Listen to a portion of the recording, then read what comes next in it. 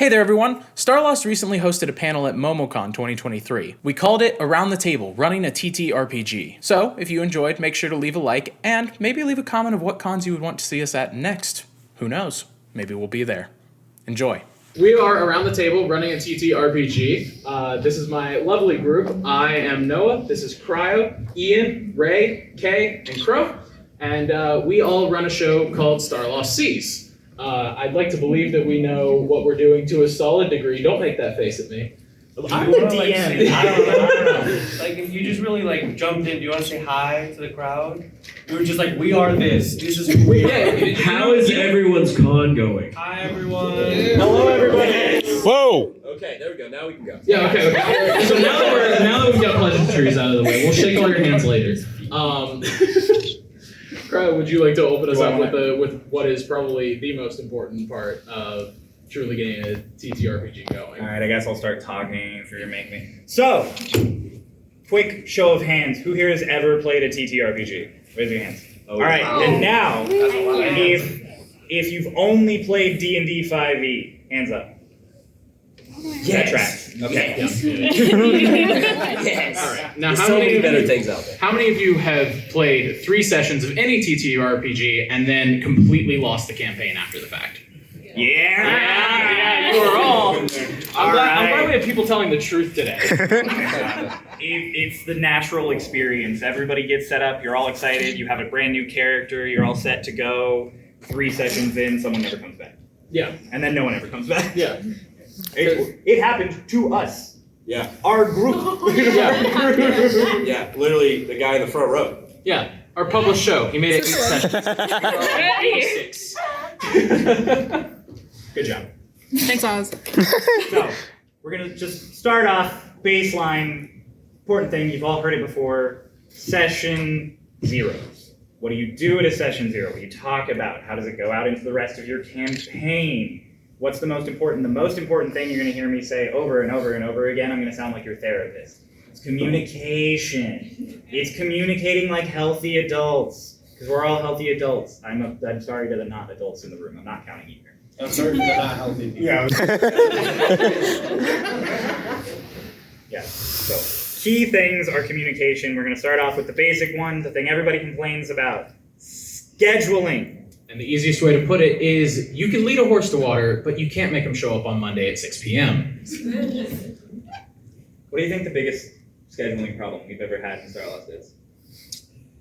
You can say me. It's okay. You can I mean, it is. We all have adult lives. Yeah. And so when something comes up, it's not fair to everybody that you had something come up. But you can't change that. And that's okay. And it's understanding that that's okay. And that's things that you have to communicate in your session 0. Hey, I have these things that might pop up occasionally, just so we know. And people aren't thrown off guard. They don't feel like, hey, this guy's never going to come back. They know, hey, this is something that happens. And then you guys can move on with that. The other thing is flexibility in your schedule, right? So if you can't make that Monday session, hey, what are you guys doing the rest of the week? Let's figure something out. You gotta be, I think a huge thing that people at tables hate doing, that I think everybody here might have an opinion on or not, is playing sessions without a character. They're a character, they're an important part of your party, whether you're playing Pathfinder or 5e or Call of Cthulhu. It's your group. It's like your 6 people. You play every time. And, oh no, Ian's not gonna be here. I guess we can't play. Ian? I've missed like 5 sessions because I couldn't be there, and that's completely fine with me. Yeah, we just play without him. And I think that's an important discussion everybody needs to have with their DM and their party going in. You have to say outright, hey, you can play without me. And we all have a little bit of anxiety. It's okay. It's 2023. We can all admit it. But if they play without you, it doesn't mean you're not a part of the party. And if you play without them, it doesn't mean you're leaving them out. You can just ask your note taker, like, what happened, or you guys could record the session, send it to the person that missed out.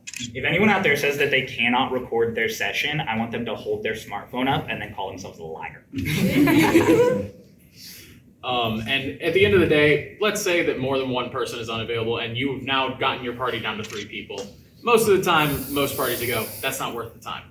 A skip week won't kill you. Like, at the end of the day, you can take an extra time, and a lot of times it's really good for the DM and the players because it means that you're coming at it with. It's really good for the DM. It's really good for the DM. It's really Yeah. good for the DM to have a skip week every now and then.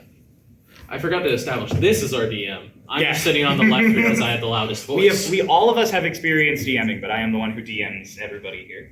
Do we But have any forever DMs in the group? There you are. We appreciate you. Yes,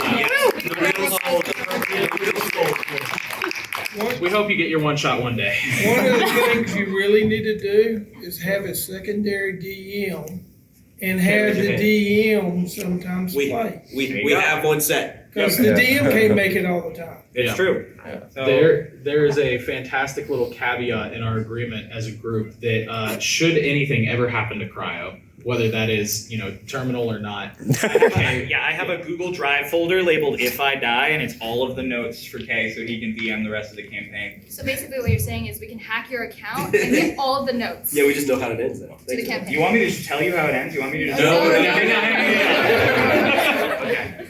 These jokes are funny for a time, but one day I'm just gonna tell you. I mean, I hope you're gonna tell us one day. Yeah, Preferably you the don't tell us how actual the campaign ends. But anyway, so yeah, scheduling is the first hurdle to kind of get over as a group, as a whole. But once you have that kind of fair establishment that it's like, hey, we can play weeks without. This is usually when we go, and then if not, knowing your guys' schedules. One of the biggest tools that we use, we have a Google Calendar that just marks out days that we are completely unavailable. And it makes oopsie poopsie, my car's transmission fell out of my car, really easy to reschedule. Thank you, Ray, for watching the Google Calendar, because none of us did. No. I didn't know there was a Google. I didn't know there was one either. Now you know. This is Communication is key. We are all hypocrites. We also we have a Discord where we have one that's literally called session dates, and it's like the day before. It's like, hey, you guys want to play tomorrow at whatever time? Yeah. Yeah. And we always just react. Also, and this is something that I tell everybody all the time, the DM doesn't have to be the one who asks, hey, are we playing tomorrow? Guilty. If you are out there right now and you're like, are we playing next week? Oh, I'll just wait for John to ask everybody. No, just ask. John's also busy. Ask if you're playing, and then your DM can also be like, yeah, I'm all set to play. Yeah. But this also all comes down to the big context of expectations. Knowing when you're starting a campaign, where to start, what the kind of baseline that everybody's going to be at, so that once play actually starts, once you can actually get everybody around a table or on Discord or whatever, that you're all on the same page as far as what campaign you're about to get into. One of the biggest things is the world or narrative. Are you aiming for some sort of grimdark fantasy, or do you like that kind of slapstick, insane Operation Care Bear type stuff? Operation Care Bear? That is a legitimate one-shot that exists. Yeah, I mean, and you gotta think Honey Highs, there's all kinds of Yeah, stuff. oh just my Kind of God. a slapstick But comedy. regardless, having that first communication to where it's like, this is the kind of expectation can lead to a lot less heartache in the future. Because if you go in expecting the kind of comedy, funny ha-has, and then, I don't know, a griffin eats your left hand. You tried to pet a wild griffin. I don't know what you wanted. He looked friendly. He looked friendly? Yes. He was eating something in front of It's you. my fault that he's fluffy. If you see a pit bull ripping apart like a rabbit on a lawn you've never encountered I before, you gave try him and pet it. that rabbit. I don't think that makes it better. No, anyway, so let's just go ahead and move on. Know your tone. At the end of the day, those tones can pivot, but as long as you have an understanding of where you're starting, then you're in a much better place from the get-go. I think a good baseline for us as a group was all of us are fans of Critical Role, which I'm sure a lot of people here are. I see you. Good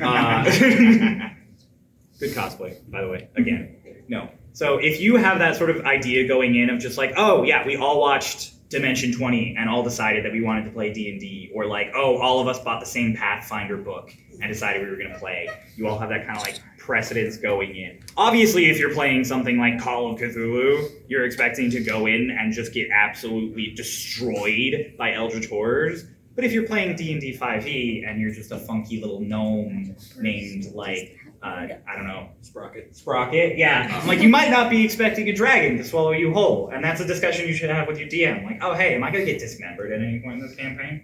It's also, sorry to cut you off. Go It's ahead. also important to understand that, like, if you're a fan of Critical Role, you can't expect your DM to be Matt Mercer because they're probably not Matt Mercer. I'm better, They don't right? make millions and Yeah. millions of dollars to do this. Yeah, so go in with fair expectations. Your DM is not a professional voice actor. They're not going to get every accent in the world. They might not even do any kind of voices or accents, and that's okay. I do because I'm better, but that's okay. Is Matthias Russian or Irish? It's Russian or Scottish. My I bad. slip between them, and that's on me, I admit. That's just him as a character, though. It's Yeah, fine. yeah. Matthias. Also, sounds like as a nobody is. DM, if sometimes you accidentally give the wrong accent to a character, that's lore now, baby. Maybe their parents had both. It's fair.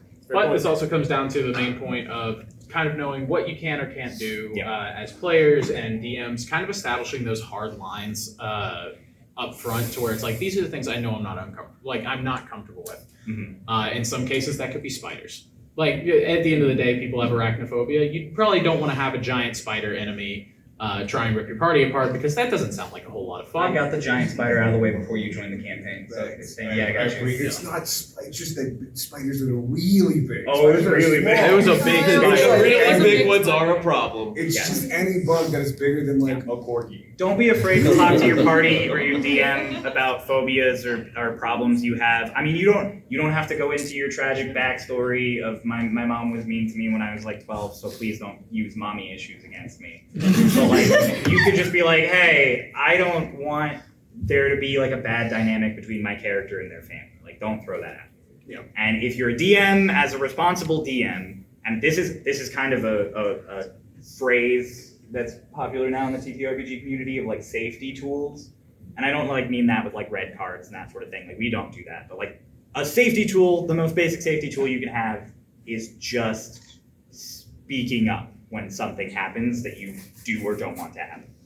Like Noah, God bless him, I knew would not mind at the end of the day if a griffin bit his hand off. Yeah. You also killed my mom.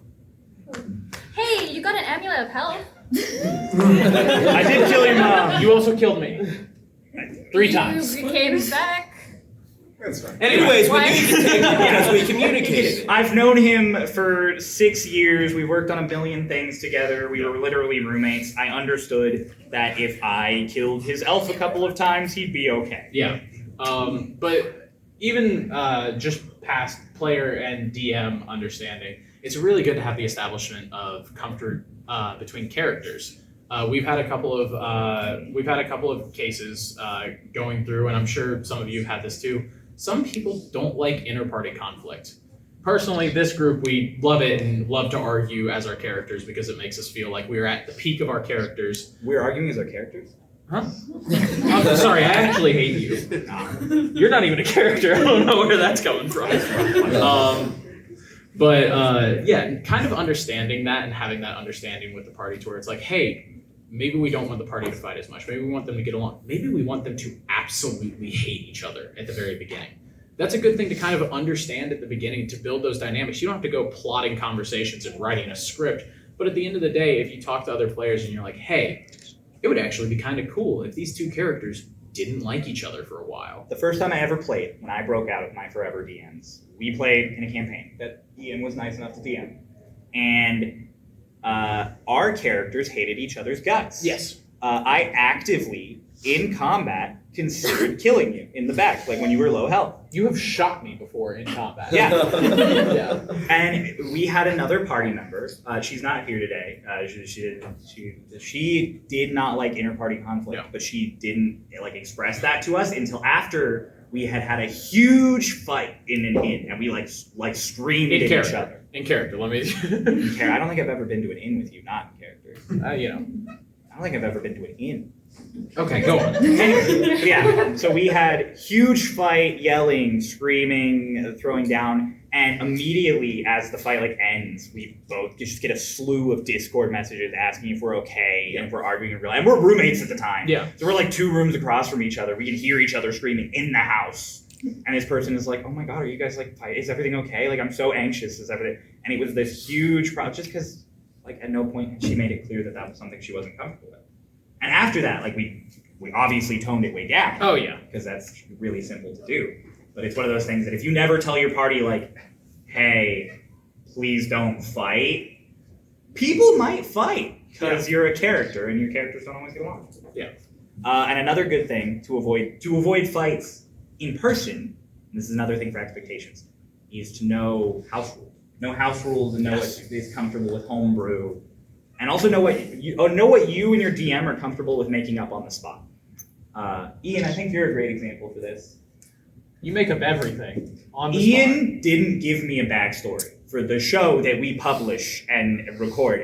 Gave me no back. You gave me your character's name. Yeah. You said I want to be a part of an artificer guild. Yep. That was all I had to go off of. Yep. So I gave you a friend. Thank you. And yeah, no problem. I gave you a friend. Yeah, you made the name. I couldn't come up with any. So like I gave him a friend, I gave him a guild, and I was like, and this is why you're doing what you're doing. And since then, Ian will just occasionally make up and drop lore in the middle. You made up submarines in I my know. universe. It was great. You should have put ships in a cave. Yeah. I'm like he'll just make things up on the fly. And every now and then I have to DM him and just be like, no. That's not a thing. But like, It's very rare with Ian, especially. Yeah, Ian's only made happened up like stuff twice. that is like. to be completely- fair, most of the stuff you make up is really sick, like submarines. You're the one that did it. I just took the credit.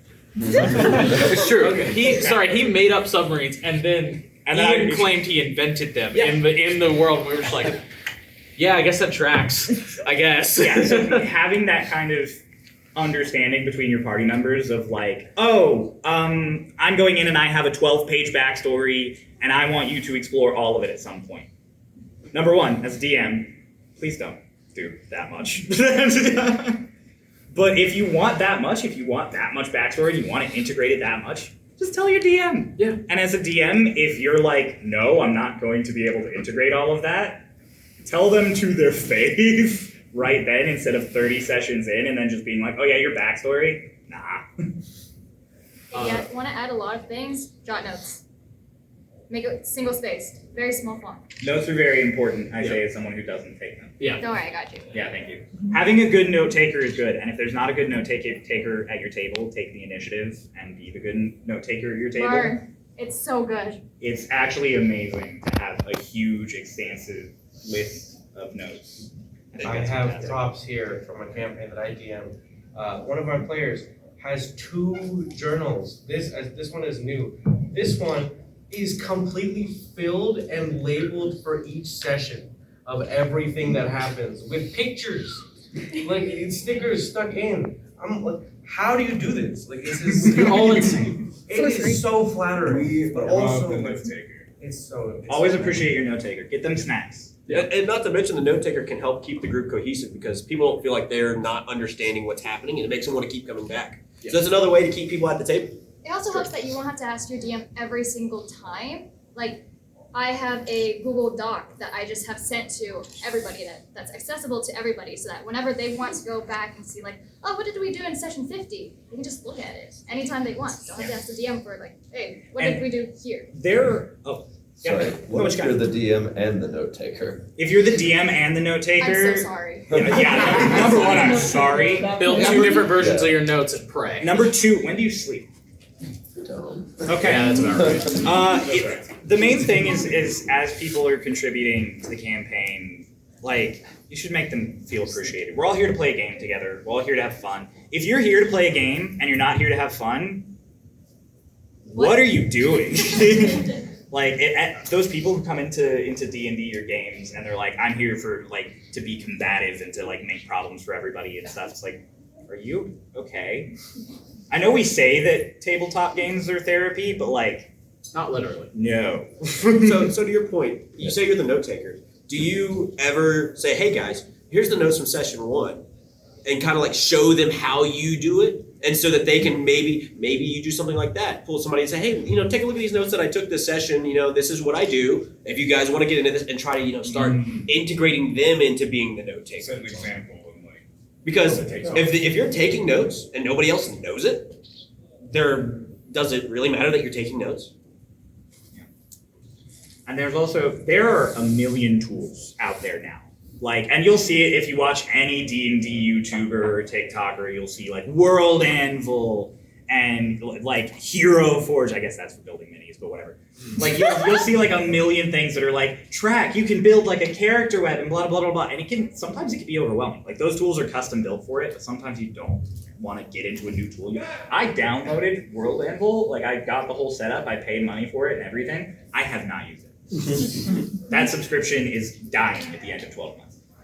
Because at the end of the day, I use a Google Doc all the time for work, and I use it. If you think, oh, I don't do X thing at the table that I want to, let me get a new tool that'll make it easy. The easiest tools you can use are the ones you already have.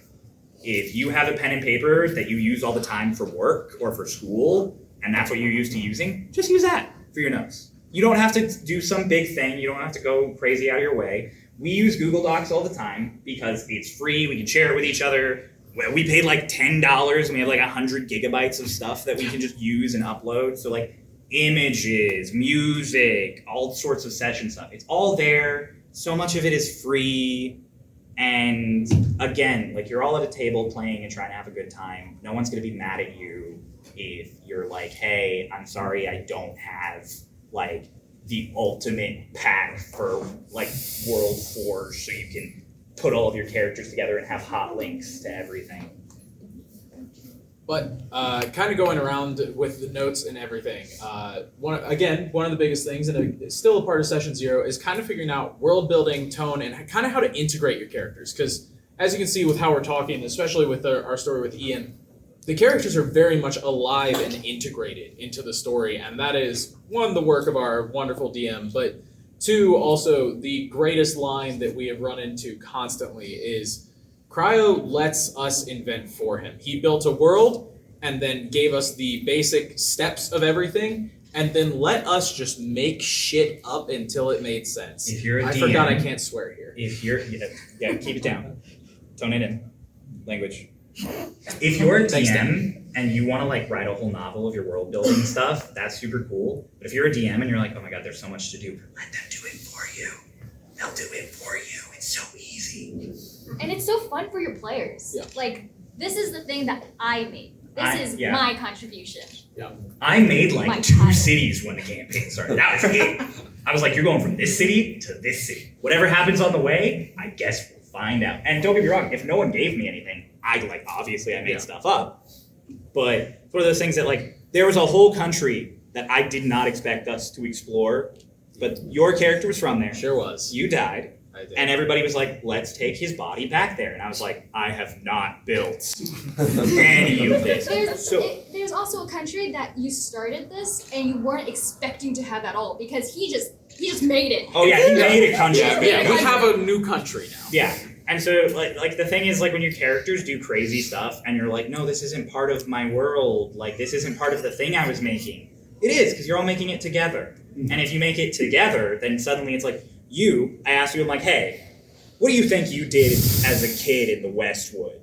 And you were X, Y, and Z. And I was okay, the Westwood now has X, Y, and Z. And it's it's a really easy way, so when their characters show up in a location, and you're oh yes, that's Petrin, your old childhood friend. He's mourning you now that you've passed away. We know you have a new character from the South Pole. Yeah. If you're a DM and you want to write out this really intricate story, but you don't want your players messing with it or making inventions in it or changing the world to what they want to do, just write a book. You can just do that. If you have a story in mind, you can just write it down and sell it. Maybe it'll go big. We not to shame anyone, if you guys want to play a game where your characters don't contribute anything and you just go on an adventure from point A to point B and you tell your DM that's okay. Yeah. You don't all have to be critical. No. And that's a thing nowadays with a lot of streaming and stuff and everything. You see these big stories. You see Brennan Lee Mulligan improvising an entire speech where he rips someone's face off, and it's the most insane story thing. And that doesn't have to be your game. Your game can be 6 people who meet in a tavern in the most stereotypical way ever, and they can go kill a dragon. Nice dungeon crawl. The way it used to be. It's fun. The way it used to be. Yeah. Hey. And sometimes the real beauty of it for you and the DMs who still want to become mysterious and not break the facade of this all-knowing God, for lack of a better term, in your world. It's really funny if you don't ever tell your players that they have completely altered your world. There was a city in the South Pole where my new characters were from that had no lore whatsoever. And I just made up that was where Warforged were invented. And that's just what happened. Because Cryo was like, that's exactly what I was thinking. He had not thought 2 seconds about any of that. Nope. Because as the DM, you can do that. You can just lie and be like, yeah, that was always there. Or you can just, that's the thing. If your characters want this veil of mystery and they think you're pulling all the puppet strings behind the scenes, don't tell them when you make stuff up. Let it be this big thing of like, oh, you figured out my secret that I've been building since session 2. But if they're like, if it's really relaxed and you have that kind of environment with them where you can just tell them. I tell them that, at the end of sessions, I'll be like, I made all that up. Yep. I made all that up today. I had no idea what we were doing today. But sometimes you can be the Wizard of Oz and pay no attention to the man behind the curtain. If you can pull that off and manage to not sound crazy when you're like, yeah, no, this thing that I had absolutely no way of predicting is exactly to plan. While you might sound like an evil mastermind, you might also sound like you have no idea what you're talking about. You might sound like an idiot. Yeah. So again, it boils down to the very starting point of all of this is communication. Maybe try it the first time. Maybe tell your party one time, be like, hey, yeah, I made that stuff up. And if everybody's like, oh yeah, well, that kind of ruins it. Maybe in the future, don't tell them that you made it all up. I mean, I guess at the end of the day, I am making all of it up. But it's all made up. Maybe I thought of it a little earlier.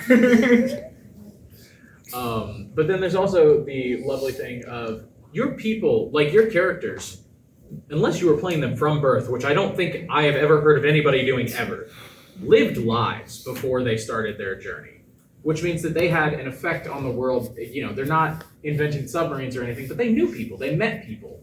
And that means that even after as they go through the world or they die or, just leave the party, there can still be people who knew these people originally.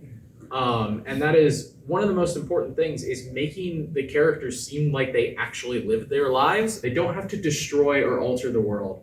But at the end of the day, they could have that best friend who just so happens to be at the same place as the rest of your party. And you're like, whoa, that's wild. And they live their whole little lives. It's those little tiny moments that can really be rewarding to players. And overall makes them feel like they matter in the world. They're not this isolated instance to where it's like it's us versus the world, which is a really hard story to tell if it's like the world feels like it's completely isolated from them. I killed Socrates. I killed your character in session 20, and you still get brought up. Yeah. Today. Yeah. Because you were a part of this group, and this group has people that they have interacted with and NPCs that they've interacted with. And it's like your party can be sad that X character died. If you're a DM, have some NPCs be sad about it too. One of the best ways of Noah being like, yeah, these are people that live lives and they've been around for so long. One of the best ways to show that off and show, yeah, they've honed skills, specifically for 5e. Start at level 3. Level 1 is terrifying. Oh yeah. Start at level 3. I played 2 campaigns where you start at level 1. I had 8 HP as a sorcerer. You will go down to a scorpion that is on the wall. You had 8 HP as a sorcerer? Yeah. That's a lot. That's a lot of HP. Yeah, I was a. Yeah, you were scared. Yeah, I was still You're all terrified. right. Good job. Yeah, no, I don't know what you're complaining about. You had 2 extra hit points. You're I fine. was a dragon dancer. If you're obviously if you're old school or if you really want to try from level 1, there's no shame in it. If that's what you and your table want to do. But if you as your table are like, I want to get into a story and I just want to be into the character straight away, there's nothing wrong with starting at 3 or 5 or even 5's higher. okay too. We start a lot of our one shots at 11 because it gives our characters a bunch of options. They can have a bunch of backstory. 3 is the part of the story where it's yes, my character does these things. That's where most subclasses are, unless you're a cleric. That's where most of the things that you get of this was what makes me me And it makes for more immersion, because at level 1, you're a commoner, you got maybe a firebolt, Maybe. maybe, If you're lucky. if you're cool. Whenever I You got DM new possibly 8 players, HP if you're a sorcerer and you're lucky. yeah, whenever I DM new players, I always make them start at 1 Yeah, this is to make them appreciate level 3. This is absolutely Thank one you. thing to where we You're go. welcome. It's really good to have. Everybody should play level 1 once, Oh yeah. and then never, ever, ever for as long as you live, do it again. I disagree. You think so? It comes back to communication too, though. Yeah. Do your players want to start at level 1? Yeah. Do they want to have that fun? You know, that's what it Exactly. comes down to. Exactly. And that's another thing. If obviously it still stems from session zeros and communication. But when you go to a table and everybody there wants to start at level 1 and you want to start at level 3, maybe just sit out until they get to level 3. Or maybe just find another table. Like, it's okay if you find a group that you think you really want to play with, and then a few sessions in you decide you're not. Or potentially, your DM could let you start at level 3 and you Yeah. just don't level up until they get to level 3. Yeah, there you go. Maybe you're just an older adventurer who's done some other things first. Like, again, Oz, I'm going to use you as an example. I'm sorry. I know you're not on the panel, but I'm Or you keep making fun of you. grandfathering you in here. Oz started with all of us when we started playing this. We got maybe 5 sessions in, and he was like, Cryo, he's like, I prefer just like dungeon crawls. I don't want to do like the big role play thing. He's like, I thought I'd have a lot of fun with it, and now I'm like 5 in. It's nothing against you guys, but I'm just not having fun.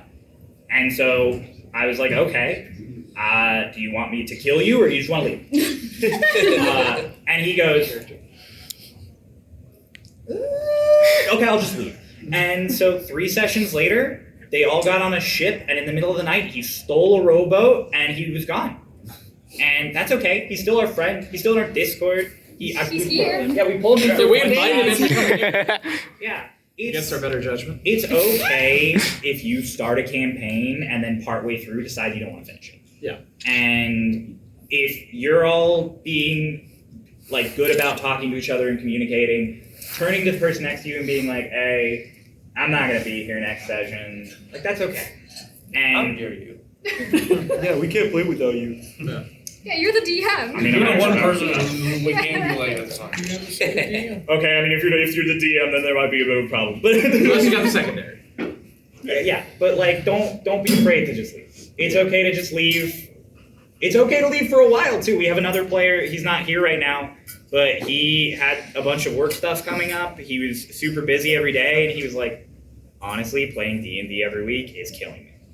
And so his character, he did choose the die option. So his character died, and everybody was nice and respectful and didn't try and revive him because he was like, yeah, my character is going to choose to die, and I want them to be dead. Although And we did beg him to not do it. Like, in character, In character, everybody yeah. was like, we can fix this. And he was like, no, you can't. and that's fine. Also, while we're on the topic of it, who here is afraid of their character dying? That's also fine. If you don't want your character to die, tell your DM that. Maybe they can make a nice ranch for you upstate. Wow. But, a lot of this is kind of like the pre-prep, understanding kind of how you're going into sessions. Even if this is not session 0 and it's session 80, having these talks before sessions is helpful. But above all, there's a lot of stuff that can happen post this. You know, you start to discover these things. But again, communication is the biggest thing. And one of the hardest parts of communication, and I think something that everybody just as people struggle with, is criticism. There are a lot of times where people just aren't going to agree. And you have to figure out how to navigate that, whether that's readjusting to kind of fit the status quo or finding this middle ground or something like that.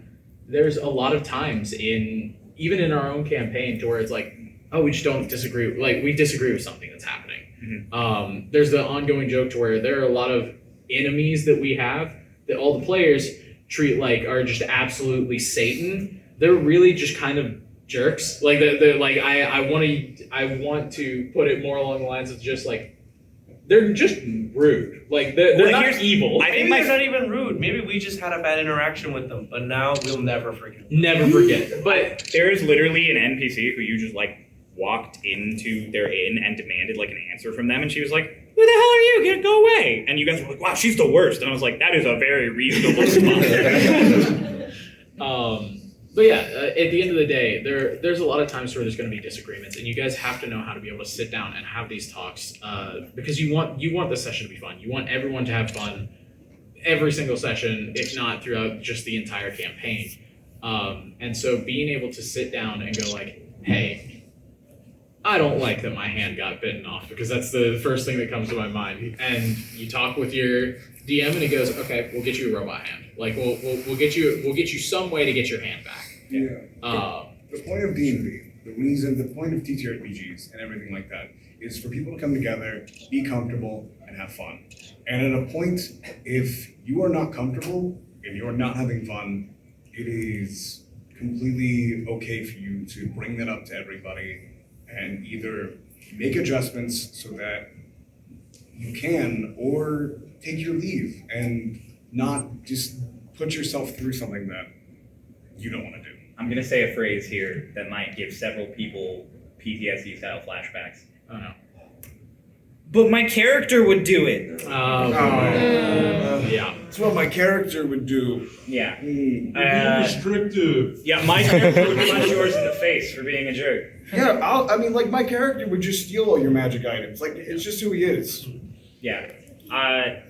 But that's not to say that is the end all be all. You know, we say, oh, my character would do that, but like, especially between players, because the player and the DM obviously have to agree to some degree, because that is the catalyst for a lot of this. But the players, a lot of times, you can have a character that doesn't get along with the rest of the party. You can have a character that's kind of a jerk, but establishing that ahead of time and being like, again, another example is between our two characters. They didn't like each other. We would talk before sessions and go, hey, these are the points of contentions with these characters. Do we want to pluck those strings? Yeah, if you're going in with a bunch of people and you're like, my character's gonna be, I'm sorry to stereotype, but it's like, my character's gonna be a rogue, he's an orphan, he's a jerk, he's gonna steal from the rest of the party, and you don't tell anyone that, and you start stealing from the rest of the party, and they're like, hey dude, what the hell? Then maybe don't just be like, oh, it's what he does. Maybe be like, oh yeah, I kind of want him to be a jerk, and maybe we can play off of that. Like, is that cool? Yeah. And if they're like, no, then be like, oh, okay, I'll be a jerk to NPCs then. That's cool. And like, if that's a line that's drawn, respect that line. Yeah. This is, and some people might disagree with this. This is not the place to push boundaries. I mean, I'm of the belief that with your friends, you should try to not push boundaries anyways, but it's like, this is a game table where we're all like, hey, this is what we want to do. This is not the place to decide to try and poke other people's buttons and see what you can actually manage to do before they get too angry. Despite D&D being, like a game of make-believe, like at the end of the day, you're playing with friends. You're supposed to be having a good time. Like, don't be a... Or you're playing with people you want to be your friends. Yeah. So that's not a good way to make friends. If you're playing with people who you don't want to be friends with, you need to leave. What are you doing? Leave the group. I was actually going to say that maybe being a jerk as a character might be exactly what you want to do. No. That's making enemies. No, you just leave the group. Yeah. You go. But above all, past kind of making sure that you're all on the same page, being able to talk after sessions and kind of pick apart those things. The classic, like, did everybody have fun? What's your favorite part? There's a lot of ways to where sometimes the sessions do go through a lull. It's normal for every campaign to have to have a drag. Most commonly is combat and the sort of mid arc or gap arc. No one's gonna judge you too harshly for pulling out your phone during combat, but they will judge you if you pull out your phone during combat and then it gets to your turn and you go, wait, what's happening? Yeah. So I know sometimes it's boring. I know when there are two characters that aren't yours that are having a big discussion and they're talking for 40 minutes of the session and you're not there. I get it. You want to pull out your phone, you want to scroll, you want to do stuff. But when the DM turns to you and is like, all right, meanwhile, what are you up to? If you're just like, oh, I completely spaced out like an hour ago, what's happening? Like, that's rude. Like, try and keep clocked in, try and keep aware of what's happening. And also, from the DM's perspective, don't be afraid when those two players are going off and doing their whole thing and like all other four are left out. don't be afraid to, in the middle of that, be like, while this is happening, what is the other people doing? And even if the other people are just like, oh, I'm going to XYZ and I'm going shopping while everyone's doing that, be like, okay, put me together a list of stuff you want, and we'll talk about it as soon as we get out. And then they have something to do that keeps them engaged in the world and what they're doing. And then you can go right back to the big discussion that's happening. And then as soon as you go back to that other player, you can be like, did you put together your shopping list? What do you want to buy? That also saves you time, because as a DM, no one plans no one plans on what they want to buy. The best thing ever is when you go into a shop and they go, what do you want? And you go, what do you got? Yeah. This is our favorite thing to do as players, though, because we know that it leads to just a scramble and a roll on the table, and then you find out that that shop, for some reason, has like a spell rot shield for no reason. And if you want to be surprised by what something has, tell your DM sessions before, hey, when I get to this place, I'm going to be looking for something. Build a shop for me where there's something that I can have there. Yeah. And that way that they have the time to do that, rather than just going, oh, I'm in the city, let's go to this place and just find out what's there. Well, but this also comes to another note, which is flexibility. Don't be afraid to change plans. Don't be afraid to change ideas. They went to a whole country I didn't expect them to. We made a whole country you didn't expect us to. They go to shops I don't expect them to. They ask NPCs weird questions, and I just go, there's a bit in our campaign about brie cheese, because I said Eggle was sitting there eating cheese and crackers, and you were all like, what kind of cheese is he eating? And I'm like, would you really need to do this? Yes.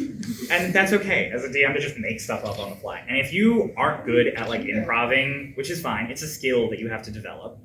If that's just not something you aren't, there are a million sheets you can find online where you roll a D100 and it tells you what's in the shop, or it tells you what someone's wearing, or it just gives you a whole NPC. Like, take some time. I know, like, it's busy, it's stressful, it's easy to get distracted, but if you're the DM, take some time and download some of those. They're great to have. I throw them up on a separate tab because I have like 3 monitors on my computer at home. I throw them up on separate tabs, and if people are like, I'm gonna go to the magic shop, I'm like, okay, you're at the magic shop. It's got rolls 2 dice, a spell absorption rod for so much money, and that's okay. Like, you don't have to.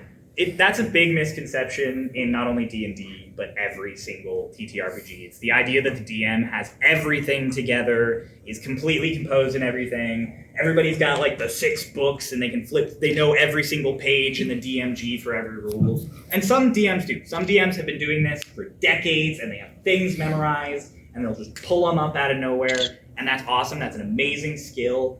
But if you're newer as a DM, or it's something you do casually, like, it's okay. You don't have to have all of that in your pocket. Like, you could even tell your players when they ask for something, you could say, okay, like, give me a second, let me look it up. There's so many times when we're in combat and one of you pulls something crazy, and I'm like, I don't know if that's in the rules even or not. Give me a second. If you're doing D&D, which is, like, let's be honest, some people might not like this, but it is the most popular tabletop system.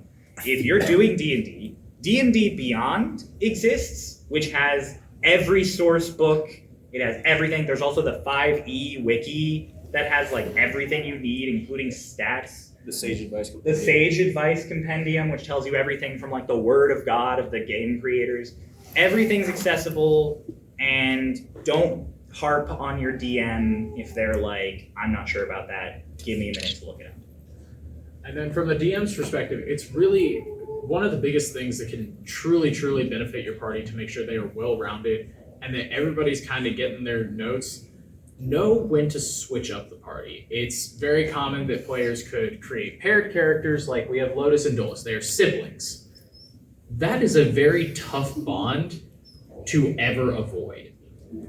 But as a DM, Cryo does a lot of things to get them in completely separate rooms. They cannot find each other. They cannot be the dynamic duo. And that is one of the best things you can do for those characters, because it forces them to have new conversations. It forces them to talk to new people. It forces that kind of creative juice and really avoids that kind of in-party click, which in a lot of times is one of the most unhealthy things to happen in a party, especially if, God forbid, a character dies or we introduce a new player.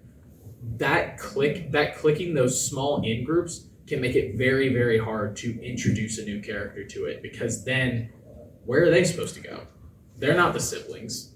They're not the They're not the people old best friends Yeah. who met or anything like that. They didn't fight that troll together back at level 4. This is a random new person who showed up Yeah. as far as characters are concerned. Like my new character came in session 20. Good old Crow over here with his character. We were 60 sessions in when we introduced him.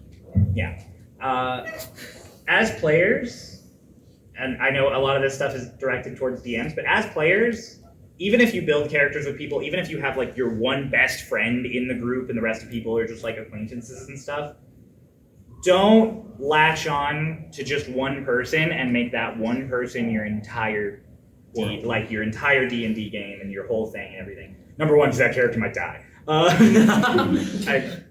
But also it's one of those things that's like you're making your experience and everyone else's experience worse by just making it all about that one character dynamic.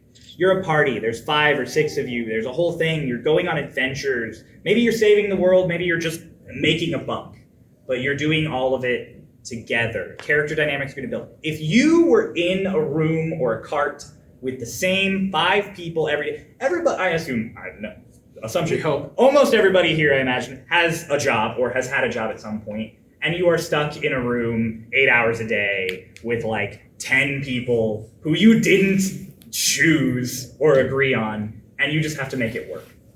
And most of the time, unless someone's a jerk, you end up friends. Like you go out to drinks after work or you hang out and stuff. There's like a natural thing when people are forced into a space together that they kind of bond. And that's something you should work with in D&D because you guys are in life or death situations with each other most of the time. You're not going to be like, oh yeah, there's Jack. I don't even know his last name. We've known each other for like 6 years. It's like, no, talk to each other as characters. And here's another thing. Not everything has to be in session. You can be like, oh yeah, me and the characters between sessions or while we're on this long carriage ride, we just have a talk. Like I tell them about my family. I tell them about like my brother and my sister. And you don't have to role play that out. You don't have to do the full thing. You don't have to have like an hour-long discussion about the inter-family dynamics you had with your parents when you were growing up. Especially not if you've already introduced this as like A part of your character. before. Yeah. I'm like, but that's something you can just say. It's another thing in D&D, especially since streaming has become really popular. Everyone wants to make sure they role play out every single moment. Because you want to have that moment on screen where you have that really deep moment. Everybody wants the Sam Riegel turning to their party and being like, you don't even know me. You don't know my mom's name. Like, and don't get me wrong, those moments are amazing. And if you have them, that's awesome. Not every moment needs to be that. Not every story needs to be that. You can just say, I tell Jack about my brother and sister. We sit at the inn. And then this happens. And then this happens. That's a phrase we use. People will start like a monologue of stuff that it's like can be summed up in 2 sentences, and I just go, and then this happens. And that's okay. It all doesn't have to be, but if you do want that to be a big role-played moment, if you're like, yeah, I want to have a really deep conversation about this, please don't yada yada meanwhile it for me, DM. Again, that's a good thing to bring up right before the session, because then the DM can plan for that and schedule out for that. But like the big moments you want, make sure people know you want them, and also understand that not everything needs to be a big moment. Like you're going on an adventure and things are going to be happening to you, and you want to do like monologues and stuff, and like I get it, but there are 5 other people at the table that also are going on an adventure and want to do monologues. So it's about sharing your time. It's about being flexible.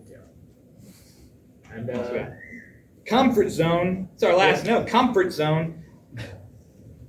What are you comfortable with and not comfortable with? I mean, we started off with it, now we're going to close off with it, and that's because it is like the most important thing. What are you comfortable with? Are you comfortable with dying? Are you comfortable with dismemberment? Are you comfortable going to the Feywild and losing your memories? Like, are you comfortable with losing your name or your family? Or as from a DM's perspective, every time we finish a session, literally every time, I go, did everyone have fun?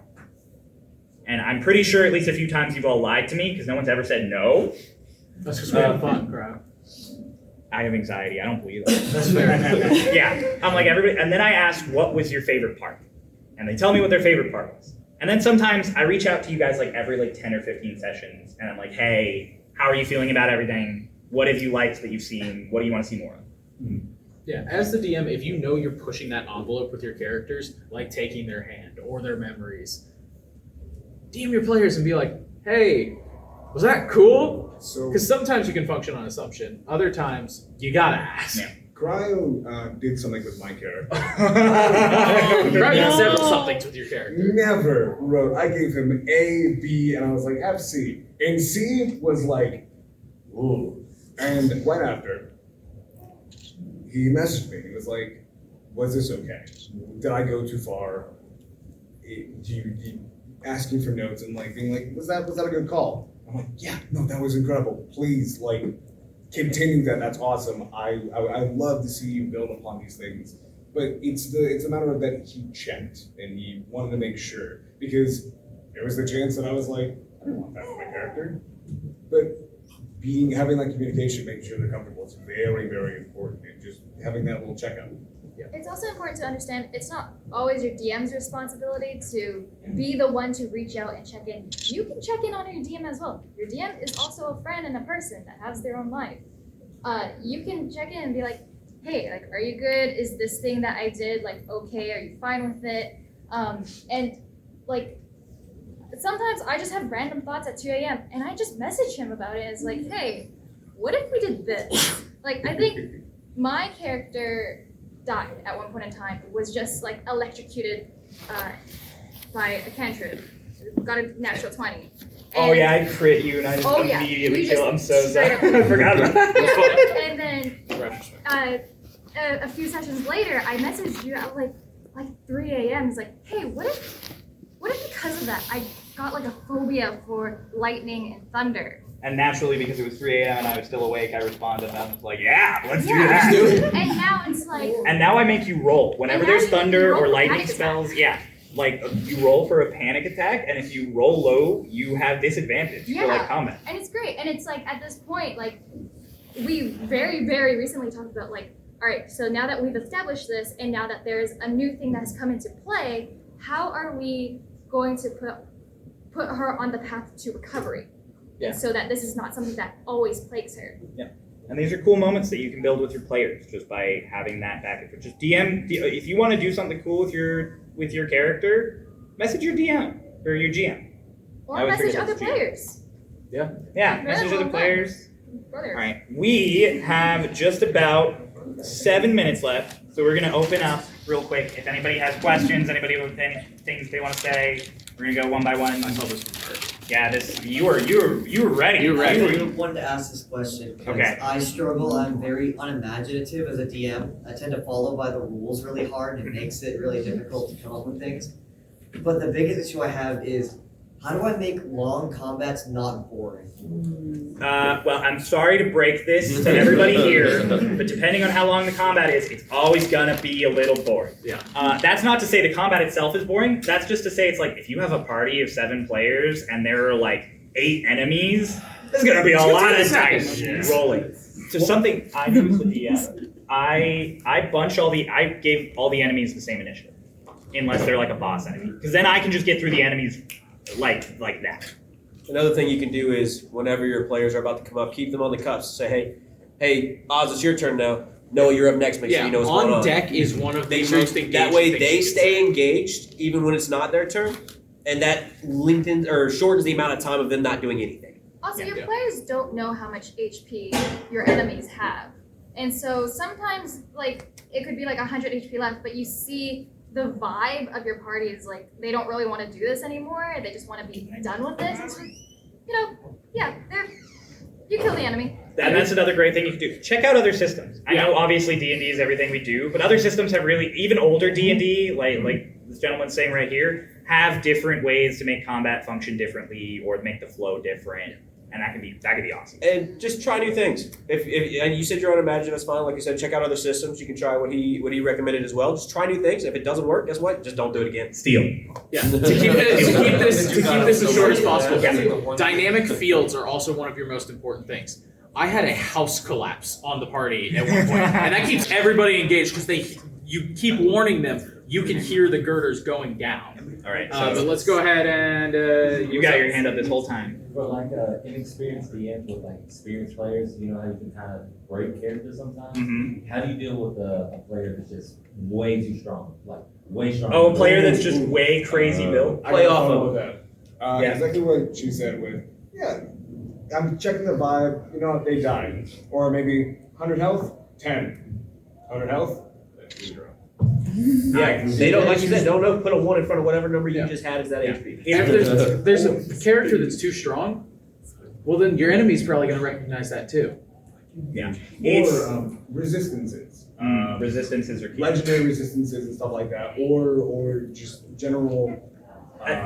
I want to ask real quick, are you talking about if the whole party is too strong or if one specific party member is too strong? So basically, he asked to have the subclass. It's not one of the official subclasses, but It's a homebrew one of the official subclasses. And he has the monk class that has like the adamantium, like the iron. Oh yeah, okay. So yeah, he's eating up my campaign. Well, so here's the thing. Number one, like I said off the rip, communication. Tell him flat out, just be like, look, man, I haven't DM'd a lot, and your character is power built, and I'm having trouble building encounters around it. Because I don't want to kill like wipe the whole. Yeah, you don't want to kill everybody but this guy. Yeah, I You get had it. that problem in the beginning of Starlost? I've had that problem a few times because Pulse power builds. Oh yeah. Pulse like looks up power builds. And here's the thing, you can tell your player, you can be like, yeah, that's a struggle. And you can ask them like, hey, can we tone some things down? Or maybe you don't give them a magic weapon, but everybody else gets one to balance things out. Or maybe the boss monster just recognizes that that's a tank, and they're gonna spend every action they can to beat that person up. Because I was thinking just putting a wraith in there and killing them. You know? If you know that you have a character that's extremely powerful in AC or something, find stuff that doesn't care about AC. Yeah. Get saves. There's a lot of things out there that take dex saves, con saves. They do half damage even if they make the save. I mean, those kinds of things are definitely really good against strong players, especially early game. Talk to me afterwards, we'll give you ideas. Yeah. At the beginning of the panel, you guys were talking about scheduling and the struggle with that. What do you do what's your approach where a character and it's like their arc at the beginning that you're in the middle of, and that player is not there? Do you pull a cow episode in the middle of the Briar? Here's what you can do. You can either all agree to do a skip, or maybe if it's their arc and they have a lot going on, maybe I don't know. Me in real life, when I have a lot going on, sometimes I'm like, hey guys, I just need to be away for a bit and alone. Maybe have their character just do that. Yeah. Maybe their character's in a town from their backstory and they're like, hey, I just have to go talk to people that I know. Let them step away for a second. Yeah, and then follow what the party's doing while they're having their emotional crisis. Yeah. That's okay. And we have one in the back. Yeah, you guys were talking about earlier about like letting the characters invent things in the world. Yeah. When it comes to using existing worlds like Forgotten Realms or Exandria, where there's so much more already, like how do you balance like, oh, I need to check the book to see versus like just letting it happen? So, fun thing for you. So, because the world that I DM in Exandria. I use like the campaign setting books and that. And the biggest thing that I always try to remember, and something with Exandria specifically, you can look, Matt Mercer has said this a bunch of times. The lore that has already been established and like the rule books and the campaign settings, those are all like groundwork. You don't have to like abide by those laws set up in this world. This is just a roadmap or like an idea that he has placed down the canvas, and you can do whatever you want with it. Like you don't have to continue on the path that Matt Mercer has set for this world. Like you're the GM. It's your world when you're at your table. It doesn't matter if it's Forgotten Realms. It doesn't matter if it's Eberron. It doesn't matter if it's Exandria. It's your place. Matt Mercer, Brennan Lee Mulligan, they're not gonna come to your house. Yeah, no one's gonna break down hey, your door. What are you doing? Remember, that's not what the Cobalt Soul would do. Yeah. The number one rule of DMing: steal. Yeah. Change everything. It doesn't matter. And it's like you can add whatever you want to that world. My character in his campaign, the one that he DMs for Exandria, they have one of the betrayer gods like essence in them, and it's cool as heck. Yeah. One of our players wanted to be from the Bramblewood, which there's not like a set amount of like people that live there or anything, and they worked together with Kate to make an entire village that was living inside of it. It's like it doesn't take away from the world or change crazy much, but like you said, ground level, just add to it. Yeah, like does Matt Mercer have an invisible dragon village in the Bramblewood? No. But like, I don't care. It's not Matt Mercer's world anymore. This is my version of Exandria, where this happens and these people are here. And a great tip, if you don't want to mess with established stuff, fill in the gaps. Like, I'm sure that there is a paragraph about Wildmount that says how it was founded, and it doesn't say who the founders were, or like what year it happened. I mean, it actually would matter. It might say what year. But like, yeah, if you want to do a one-shot about the founding of Wildmount, look at that paragraph. Look at the movie Rogue One. That was based off of a line of text in A New Hope. And it's one of the best Star Wars, but that's a controversial take. I'm like, you just do stuff, fill in the gaps. And I have another campaign. Oh, we got it. You're wrapping. Do your thing. Finish this up. Oh, Yeah. okay. Last thing I'll say, just as well on that point, just another example. I have another campaign that I play IRL with some friends, and like there's in Exandria as well, because I just love that setting. There's a place in Taldore called the Frostwell, and that's where one of the players is from. And they were like, oh, I want to be like a soldier who was like at a war. And I thought about it, and I'm like, sure. There was a war that happened here with the Goblin kin from the south, and they tried invading, and that's what happened. Did Matt Mercer write that in? No, I don't care. Like, but it's my work. This is the story that we've written, and as long as you and your players are having fun, that's the most important thing. And so we unfortunately have to wrap it up. I mean, we could, like, a few of us can stay in this room for a few more minutes before the next panel comes in to wrap up. So if you want to talk to any of us directly, if you have any burning questions you want to ask, like, we will sort of step to the side or step right out, and that sort of thing will happen. Thank you guys all so much for coming. Thank you. Remember the main thing. Communicate with your players. We're all here to have fun. Tell your stories. And if you're the one that brings snacks to the